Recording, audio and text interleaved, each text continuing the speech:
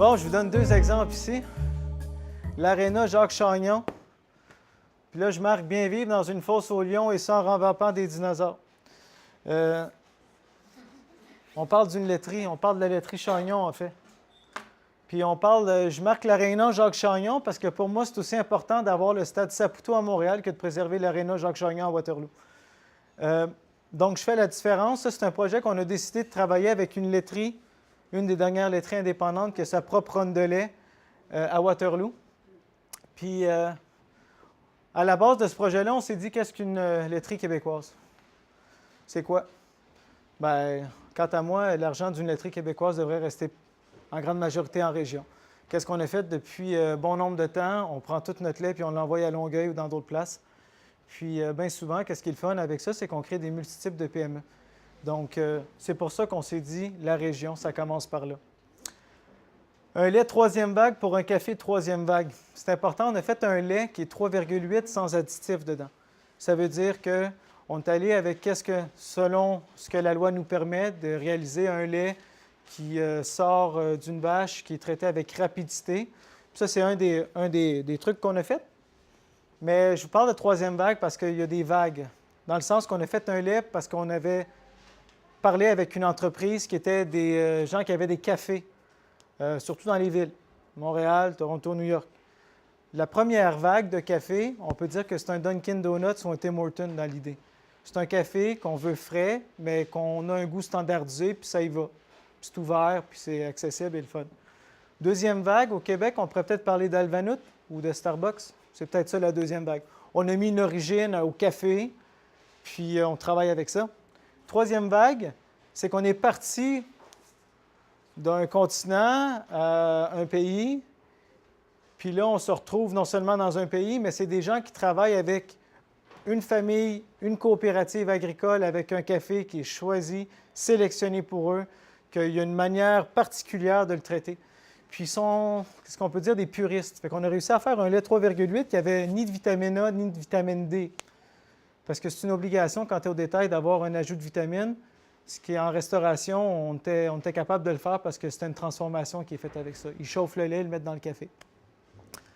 Donc, on a parlé avec ces gens-là, puis on a remarqué qu'eux autres, c'est tellement des freaks du café parfait que la vitamine A et la vitamine D venaient jouer beaucoup dans l'équilibre du goût final du café. Fait que c'est pour ça qu'on a réussi à travailler sur un lait qui est intéressant. Bon, apprendre à défier ensemble, c'est important ça. Parce que le domaine du lait, c'est gros. Puis nous autres, on aime bien ça, jouer à David Goliath, là. Puis essayer de trouver des manières d'être capable de dire non, c'est pas vrai. La Haute-Yamaska, puis avec la laiterie Chagnon, ils travaillent avec des agriculteurs dans un rayon là, d'une couple de kilomètres, mais vraiment pas beaucoup. Le lait arrive à la laiterie, est pris par la laiterie, puis tous les excédents sont envoyés à la fédération. Voulant dire qu'on était capable de finalement d'isoler un lait régional au Québec. Il n'y en a pas beaucoup de place. On peut l'avoir peut-être un peu dans l'Outaouais, puis on l'a aussi à Mont-Laurier. Mais c'était quand même intéressant d'arriver à dire, moi, mon lait, tu as envie en tant que café, d'un gars qui a le café, puis tout le kit, puis c'est un énorme business. Hein? Sincèrement, c'est fou, là, ce business-là. Mais le gars, il veut savoir d'où c'est que ces graines de café proviennent. Bien, on est capable de dire, regarde, ton lait, il provient de là aussi. C'est une combinaison qui est quand même assez le fun. L'hérésie d'un lait entier. On est un peu militant, mais nous autres, on croit qu'au Québec, on aurait le droit, premièrement, d'avoir accès à du lait cru anytime. On devrait être capable de l'acheter. Ça, c'est la première affaire qu'on se dit, une hérésie. Culture de lait, on repassera pour nous autres.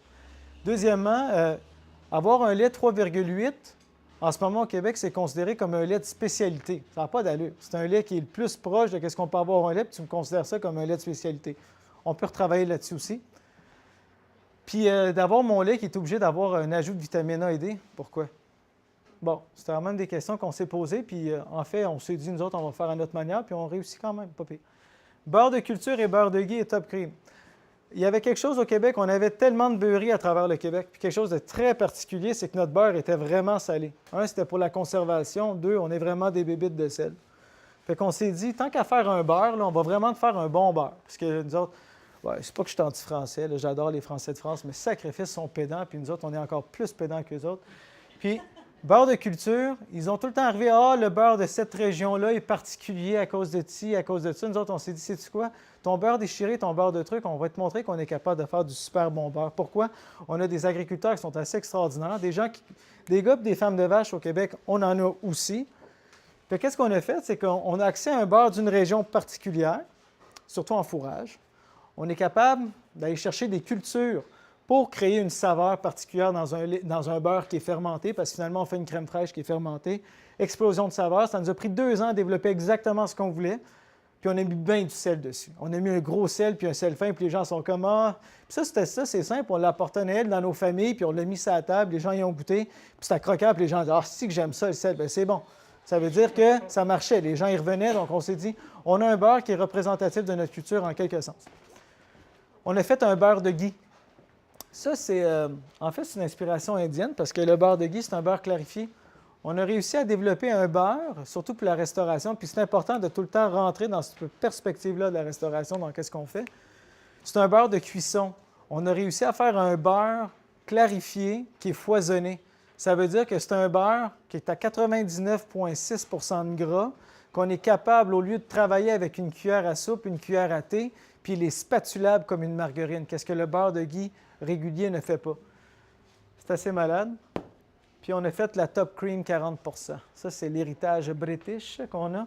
Il faisait de la crème qui se séparait, ce qu'on appelait la Top Cream. On a fait une Top Cream non homogénéisée. Molle et fade, machine opportuniste. Quand on parle de se lier avec des entreprises, il y a des entreprises au Québec qui développent des équipements pour les crèmeries. On est en train de travailler sur un projet quand on travaille avec des restos, puis la crème molle dans les restos commence à devenir pas mal populaire. Ils se pognent une base, puis ils font eux-mêmes leur saveur. Fait que tu arrives dans le dessert, tu as une crème glacée molle qui est faite genre avec des baies de camerise, puis des graines de chanvre, puis etc. Mais ils ont commencé à travailler beaucoup sur l'appareil même de la glace molle. Donc, au lieu d'avoir le choix de base qui est vanille et chocolat, bien, ils ont commencé à développer leur propre saveur. Argousier, des trucs de même. Bébelle. Donc, on est en train de développer un appareil de crème glacée molle neutre, sans goût de vanille ajouté, sans sucre. Et là, ils se retrouvent réellement avec un appareil. Au lieu de développer une saveur avec une base de vanille, ils commencent à développer des saveurs neutres. Puis, avec une nouvelle machine, c'est Basiné quelque chose, je ne sais pas trop quoi, ils font une machine que tu es capable de faire des lots de 10 litres à la fois. Donc, au lieu d'avoir un investissement de 50 000 $, quelqu'un qui voudrait partir une crèmerie, qu'on pourrait peut-être appeler des micro-crèmeries au lieu d'une micro-brasserie, bien, ça fait 10 litres à la fois. Donc, on est capable en ce moment de pallier avec une entreprise qui dit, bien, regarde, moi, je vends la machine, puis j'ai quelqu'un qui est capable de vendre des appareils de crème glacée neutre, où là, toi, tu vas pouvoir te faire des micro-batchs de crème glacée de 10 litres. Donc, un peu dans cette histoire-là, de faire des pizzas, on pourrait avoir une machine ici, qu'on est capable de faire des petites batchs de 10 litres en tenant compte de l'évolution des saisons avec les petits fruits, où là, on aurait comme la crème glacée faite avec les camerises de tel, la crème glacée faite avec les framboises de tel et tout, que là, ça serait comme éphémère avec des petits lots de qualité. Confiture au lait de chèvre. Ça fait 4 ans, quand on dit qu'on a une colonne vertébrale, ça fait 4 ans qu'on perd de l'argent et qu'on investit nos énergies avec du lait de chèvre. Première idée, c'est parce que M. Petit, en fait, qui est à Saint-Angèle-de-Manoir, qui n'est pas très loin du début des cantons de l'Est, un peu plus par là, si je ne me trompe pas. Hein? Oui, bon, c'est par là-bas, exact. C'est-tu par là-bas, Bedford? Dans ce coin-là? Dans ce coin-là. Bref. L'objectif initial, quand on a rencontré M. Petit, c'était qu'il voulait que son fils puisse se joindre à la ferme familiale et de bien en vivre. Ça s'est rendu qu'il fallait qu'on paye le lait 3 fois le prix que lui, il vend à la Fédération. Il fallait qu'on fasse quelque chose avec ça. Ça nous a pris 4 ans à développer. Tant sur un fromage, ça n'a pas marché. Tant le lait entier, ça n'a pas marché. La glace, ça n'a pas marché. Finalement, on est arrivé avec une confiture au lait de chèvre. C'est en fait, les gens appellent ça du dulce de leche. Plus particulièrement, on va appeler ça de la cayeta. Parce que c'est important quand on s'est inspiré là-dessus, quand on vient lire un peu l'histoire sur les Iroquoiens de la plaine du Saint-Laurent, quand on vient lire un peu sur les Iroquois qui sont un peu plus au sud, bien, il y a une grande base de leur culture puis de leur savoir-faire qui est provenue d'une culture mère amérindienne qui était dans le Yucatan puis dans le Guatemala, qui sont ensuite montés. Puis ils le faisaient avec le lait de chèvre. Petit clin d'œil, mais c'est vraiment efficace, c'est bon. On rend une saveur qui est peut-être un peu moins accessible dans quelque chose de plus facile. La station de ski chez Richard. Pourquoi j'ai marqué ça? On refait la chanson. OK, oui. Bon, bref. C'était la station de ski chez Richard. C'est Richard Samelac qui est à Sutton. En fait, il est à Frost Village, encore plus particulièrement à côté de Cornflake City. Puis, on a travaillé sur un sirop d'érable. La même chose qu'on a fait sur le lait, à vouloir défier un peu ce qui se faisait dans l'industrie, on l'a fait aussi avec le sirop d'érable. On a fait un sirop d'érable qu'au lieu d'être dans le 64, 65, 66, on l'a fait à 70 degrés Brix. Au lieu de la boire, on y a enlevé toutes les pompes qu'il y avait avec ces érables, puis on a commencé à y aller à la chaudière, puis on a juste gardé des érables qui avaient 150 ans d'âge, puis on les a toutes récoltées à tous les jours, puis on les a fait bouillir aussi à tous les jours, puis on a fait des micro-lots parcellaires. Puis, croyez-le ou non, on a eu des différences qui étaient de tout au tout, de A à Z. Puis, qu'est-ce qu'on a fait? On a commencé à faire des lots très tranquillement, puis on s'est retrouvé avec une route, puis avec des flaveurs qui n'avaient 150. Quand ça fait énormément de temps qu'au Québec, on pense que c'est avec la couleur, avec ci, avec ça. Nous autres, on a dit non, il est temps qu'on commence à donner peut-être un peu plus d'identité à un produit, non seulement à marquer c'est quoi la saison, mais le type d'arbre, quel âge, si ça. On l'a compris pour le vin, on pourrait commencer à le comprendre pour le vin. Ça va permettre quoi? D'enrichir également nos agriculteurs qui vont se dire, bien, j'ai mon sirop qui est là, j'ai ci, j'ai ça, puis là, tout à coup, tu commences à diversifier ton portfolio.